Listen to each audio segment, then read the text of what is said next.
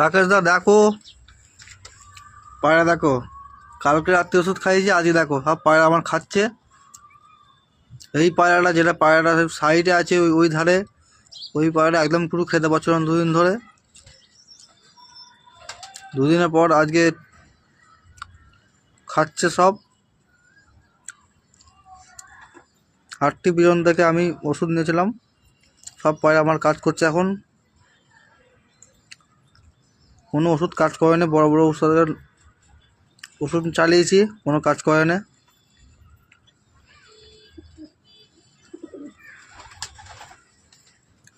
রাখাতে দেখো সব পায়রা দেখো সব একদম সুস্থ আছে।